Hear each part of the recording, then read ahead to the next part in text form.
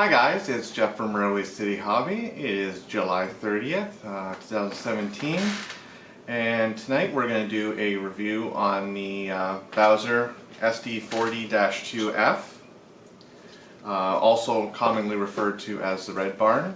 It's not hard to figure out why they're called the Red Barn, being a full cowled unit that, and action red, it looks like it's just a big old red barn. Anyways, so in this video we're going to listen to the sound and go through using the full throttle to listen to the prime mover. We're going to do a pull meter test to see what the drawbar and also the push bar for the for this locomotive. We're going to weigh the locomotive, and we're also going to put it onto the layout to show all the lighting features for this locomotive. So with that, we'll get the camera readjusted and set up, and we're going to show the different spotting details for the 4 different paint schemes. We'll be right back. Alright, we're back, and we're going to start off with the as delivered version. The numbers available from Bowser on this is 9001, 9009, and 9020. So these ones, they didn't get the porthole because they hadn't come out with the porthole just yet. That was around, I believe it was 92 or 93 when I started instituting the porthole. So the spotting features and the detail on this you'll see that you got your MU hoses on the front here. You got 2 airlines. Got your metal knuckle coupler. More MU hoses here. You can see, it's really hard to see, but you can actually see your coupler cut lever. That'd be your white.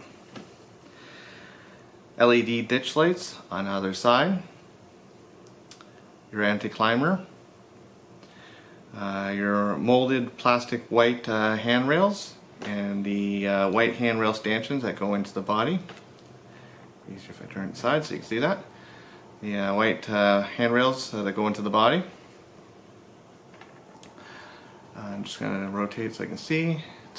You can see on the front, actually probably easier just to go this way. It is hard to see on this one, the actual signal on the door, like the actual label on the door to show that it is first aid inside here. Another Bowser exclusive and fantastic that they were able to do it on this is the working class lights. So red being in the inside, green being the middle, and white being the outside. Lit number boards. A painted brass, like it's plastic, but painted bell. Black grab irons separately applied in the front, and a white grab iron on top. On the side here you got your sanding hatch, grab iron, your mirror, nice clean crisp windows, and decals. And you probably won't be able to read that builder's plate down there. And then further on you got the separately applied handrails to get into the body, the car body of the locomotive, and you got the symbol for the fire extinguisher. You got your filler neck here, and what looks to be, I'm trying to remember if that's the sight glass. Oh, this would be the sight glass over here. I honestly can't remember what that is. I believe that's the shut off. And awesome detail on the trucks, which you'll see on the slow run by later on in the video. Awesome detail on the back of the trucks, including the actual brake chain. Another door. This is glass or plastic in here. You can see clear, crisp labeling, warning labels on the body of the locomotive. Spin it around here. On the rear you got your MU hoses, 2 air lines or train lines. MU hoses, coupler cut lever right here on both sides, metal knuckle coupler, your anti-climber, and your plastic rear handrail. As well, you get the handrail going into the body, the handrail stanchion. Black grab irons going separately applied, going from the bottom to the very top. We're going to tip her on her side. Sorry, wrong side. So we can see some of the detail on top. Okay. So 4 Sinclair antennas on the roof here. Another antenna, I'm not exactly sure what type of antenna that is. I got lift rings here, here, and here. The exhaust housing is post 78, which would be a silenced from all the SD40s after, after 1978 have an exhaust silencer, similar to your car alarm muffler. Your your 3-chime horn, that would be a Nathan 3H. Lift rings here and here. Separately, so these 4 compartments on either side all actually lift out to, so if you need to service the actual prime mover. So there's lift rings on either side of the door. So there's 8 on each side. And move the locomotive down. And lift ring here, here, there, and there. Lift, I'll go a little further back. And you got your standing hatch and the grab iron from the top. And another lift ring here and here. You got your see-through fan grills, winterization hatch. Now,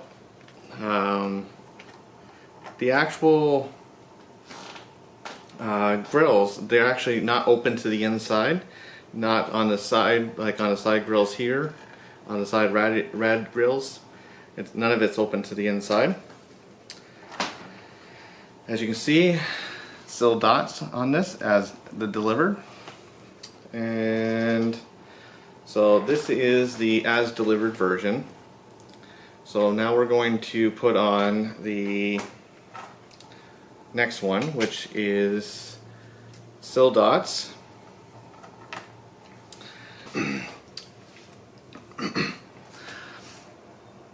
So what we got now is the SD40 with the porthole in the nose.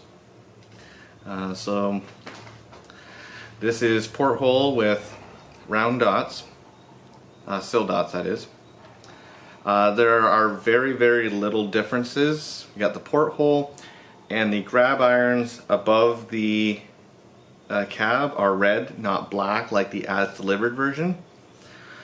Outside of that, there really isn't any difference. You just have the porthole and the grab irons above the cab being red instead of the black as delivered. Your horn is still in the same location. You still actually, forgot to mention on the previous, you still have the indication on the back door that there is a fire extinguisher inside the door. Still the same location as your rear number board.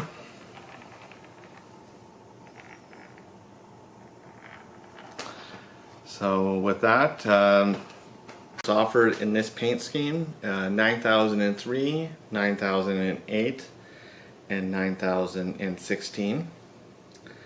We're going to grab the next one.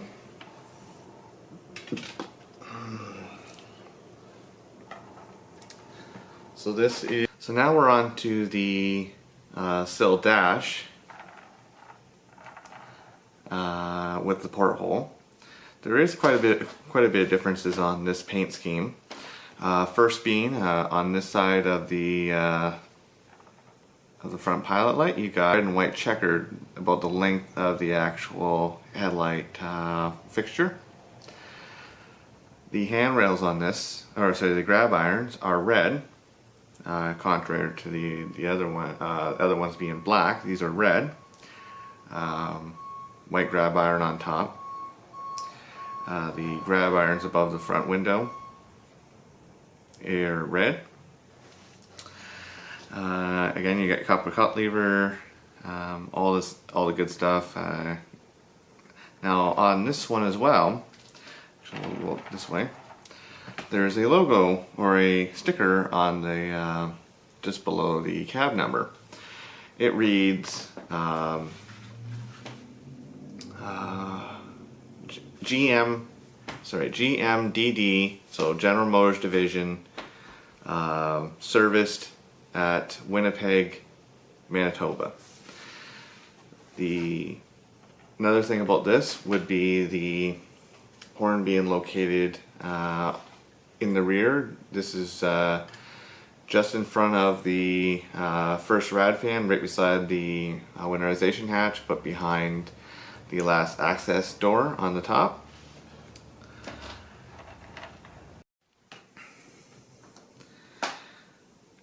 One other thing I forgot to mention in the previous ones, that they all have them, is the MU stand here at the back, and you also have it on the front.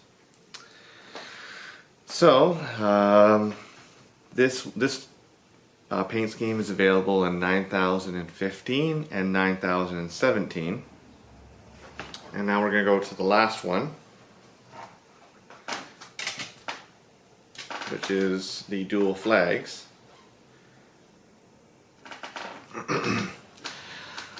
So with the dual flags, you get a black grab iron in the front of the hood here, front of the nose. Red grab irons going down the front.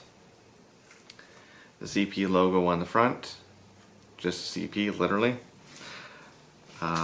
Red grab irons above the cab. The horn is relocated back right beside the exhaust housing. The actual exhaust housing is now painted red by Prototype instead of the silver the other ones were.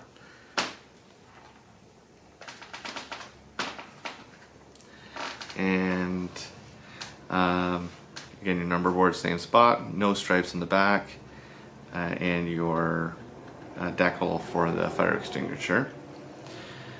Still, you get white handrails for the stanchions going in on the car body side, white handrails, anti-climber. The anti-climber actually, it's like a red-white bead going across, like on the end.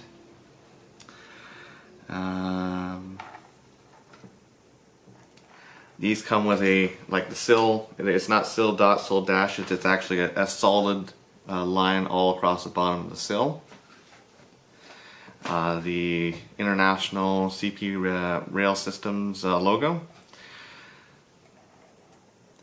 The funny thing about this paint scheme is, for whatever reason, this candy apple red, it didn't matter what they painted it on. If it was on this, the SD40s, the AC44s, they faded terribly quick. It wouldn't be out of the realm to see it in very short, within under 10 years, you'd see the paint completely fade or chip right off, all the way down to the primer. You just usually see it on the turbo bubble, on the winterization hatch.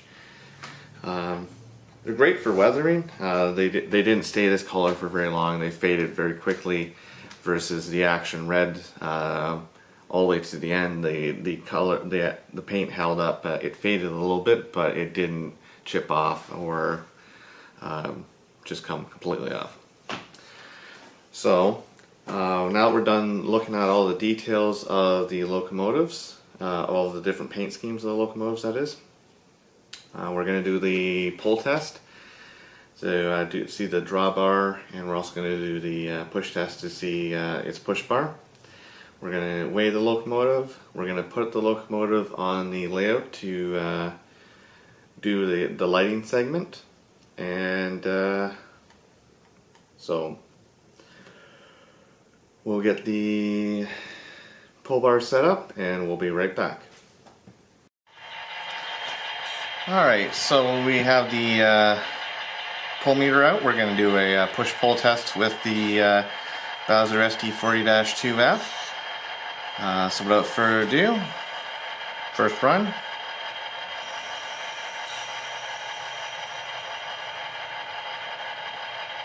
.075.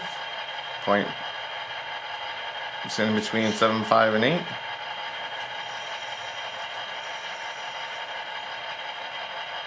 Second run.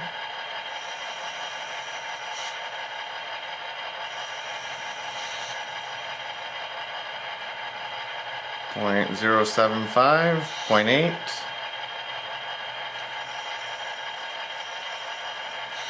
And last.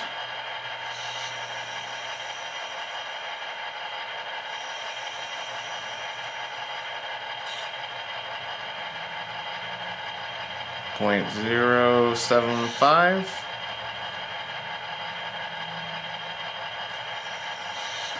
So we'll say 0.075 for its pulling ability, and we'll flip this around and we'll get the push test set up. Alright, so now we're going to do a push test, so run 1.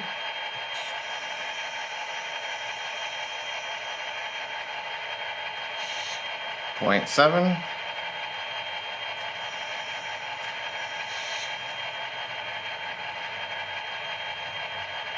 Run 2.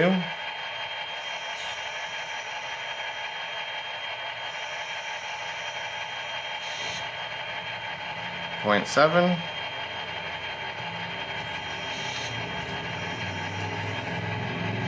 So it doesn't take off on me there.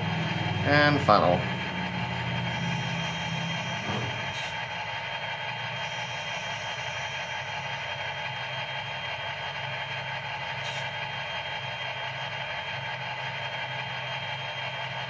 .065, oh sorry, 0.07, kind of, 0.07. So that's 0.07 kilograms, or 70 grams of pushing effort, and we're getting 75 grams of pulling effort.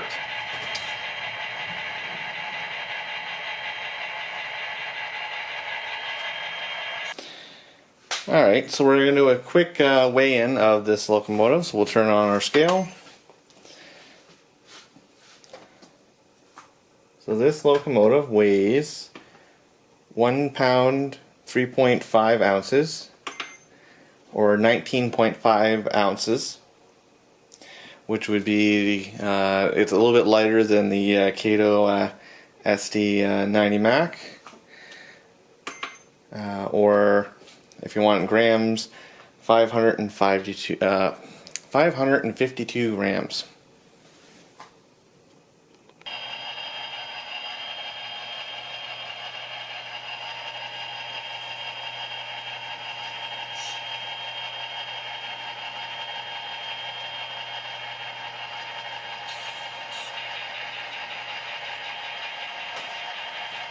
So again, this is the CP SD40-2F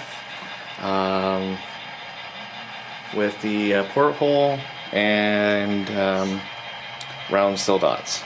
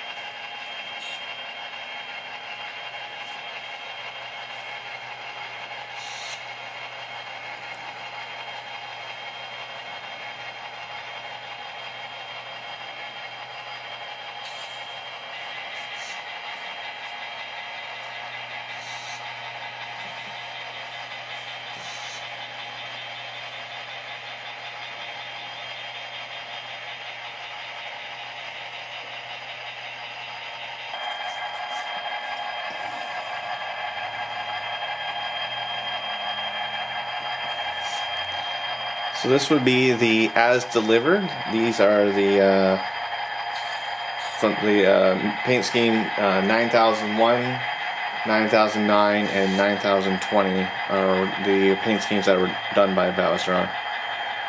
I'll show you the road numbers, sorry.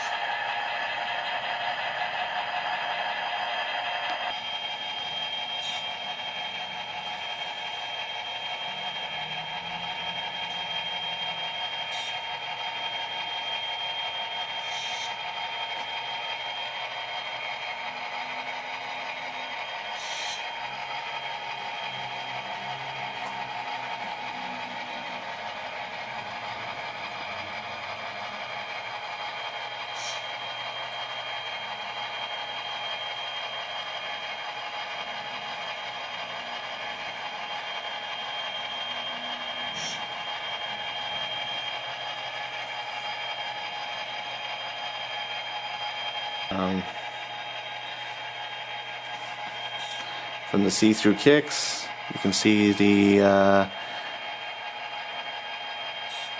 actually, you probably could actually see the DeFasco logo there. You can see the air cylinders on the trucks, the sanding lines on the rear truck. You can actually, there actually is metal chain for the actual brake.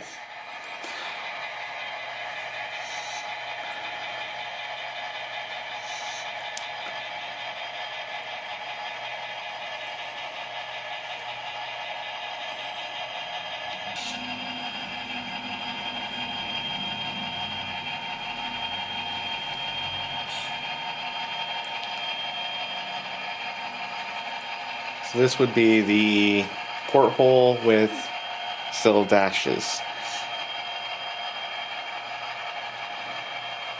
The numbers available that Bowser did in these is 9015 and 9017.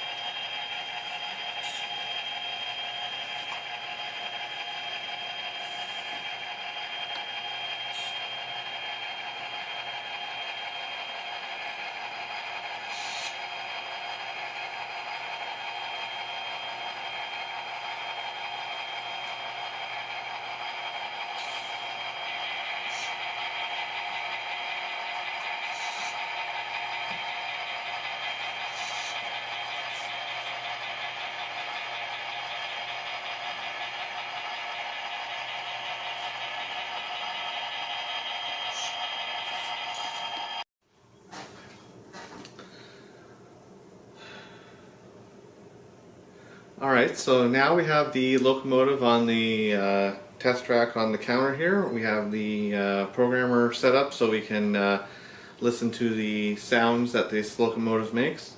We'll start off with the prime mover. We'll do the prime mover startup sequence.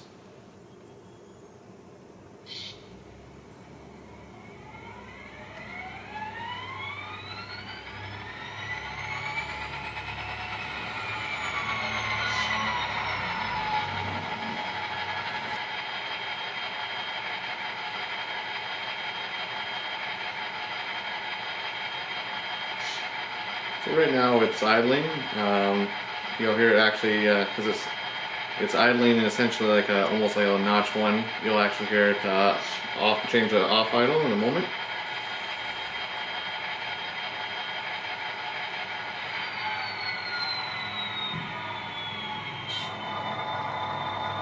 So this is his actual idle there, like outside of notch 1. It's just in idle. It's going to idle back up in a moment.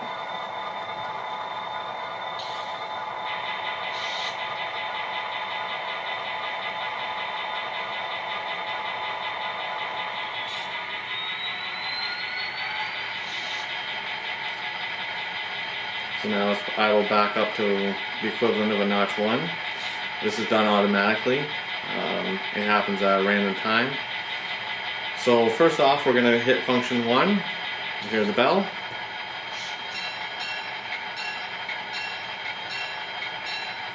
F2, the horn.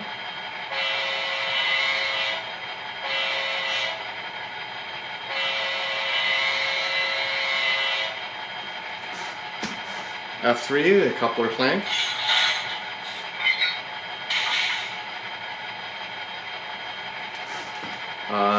F4 is dynamic brake, but we actually have to be in movement for that.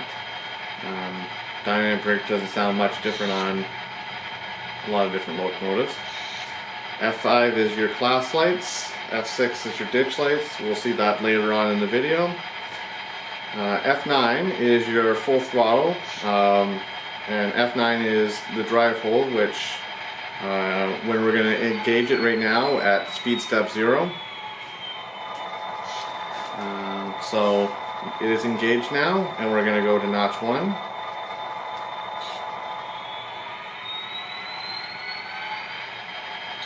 So this is notch 1. We're at speed, would be the equivalent, like on my throttle it says speed step 5. So it's at notch 1, notch 2,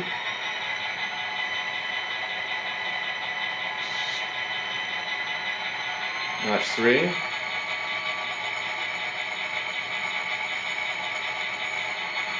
notch 4,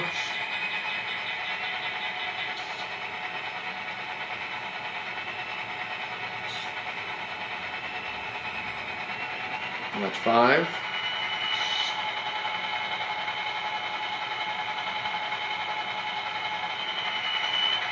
notch 6,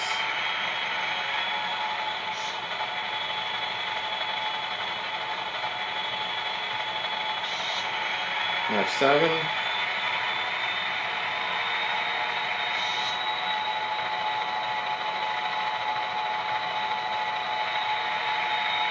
notch 8.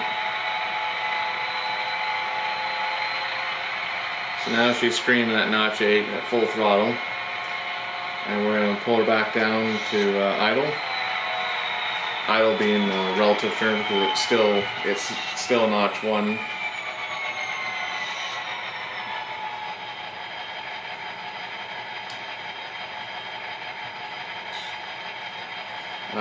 We're just going to move it so you can hear the brake. So this is F10, the independent brake. So the brake's on, and when you release it, you can hear the airline go. So we're going to do that one more time.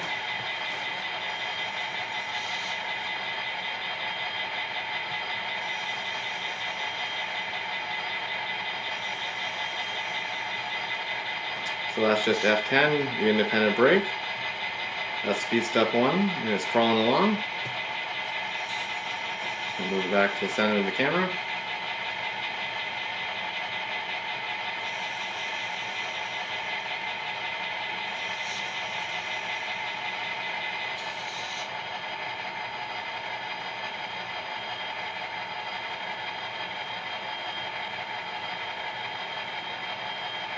And down to speed step 0. So it kind of fools people when you're in between like speed step 7 and 0. The idle, it doesn't make a different sound when you put the throttle from 1 through 7, just because by prototype, because this was recorded from the Quebec, Maine, Central Quebec. I'm going to mess this up. Central, Maine, and Quebec locomotives just recently, so this is a sound file directly from them. It was recorded by ESU, Matt Herman. So, and now we're going to do the shutdown sequence.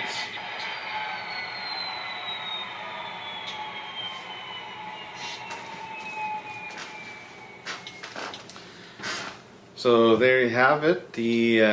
That's all the sound features. You're going to hear the spitter valve still spinning as we're talking. Alright guys, so we have the Bowser SD40-2F, the dual flags. And so we're going to go through some of the lighting with this one. So without ado, so you got your headlight, and with that your number boards light up as well. Your ditch lights with F6 and F5 controls your class lights. So right now they're off. It goes to white, green if you press F5 again, and red if you press F5 again. Press it once more and it turns off. And so we're going to start the prime mover up and do a slow roll by.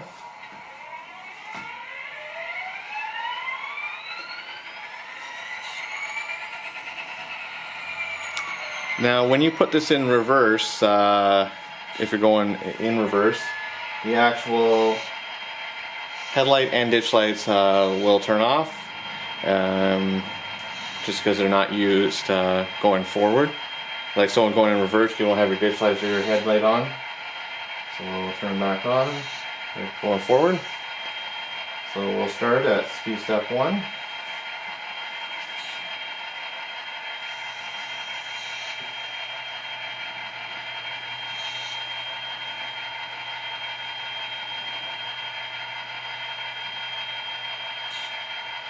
Two, 3,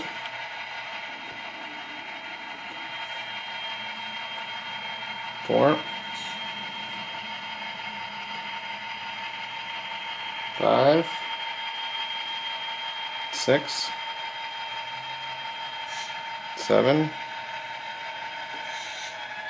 8,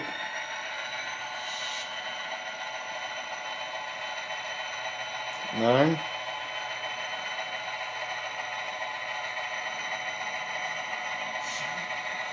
10, 11.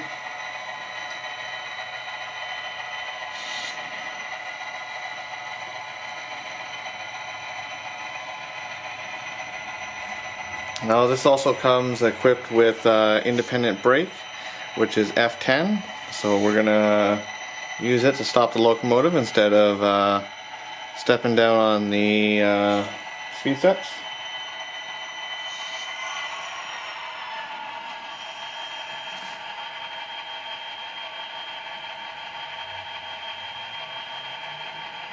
Now you see the rear pilot light on this.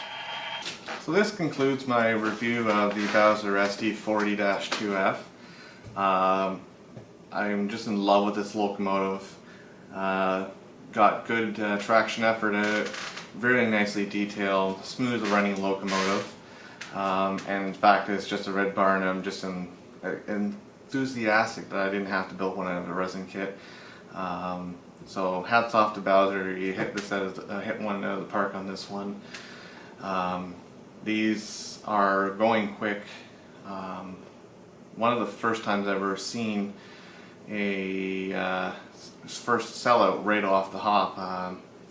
I seen within a couple days that as soon as they received them, they're already sold out, and all the distributors have all sold out of them. Were sold out as soon as they got them as well. It's a very popular locomotive in Canada and the US.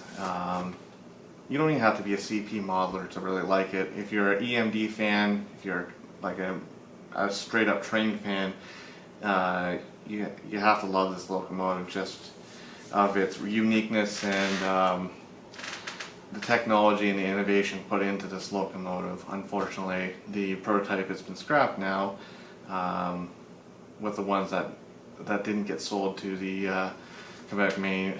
I'm gonna screw this up every time I try. Central Maine and Quebec. Thank you for watching this review. If there's any questions, comments, feel free to shoot me an email. If there's something I missed, please let me know. More information of other. Check us out on Facebook.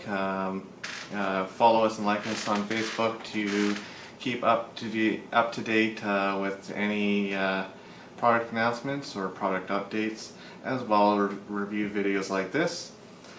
And or just generally, I like to chat trains and see what people have, what kind of work they've done. So with that, we're at the end of the review. Thanks for watching. Happy modeling.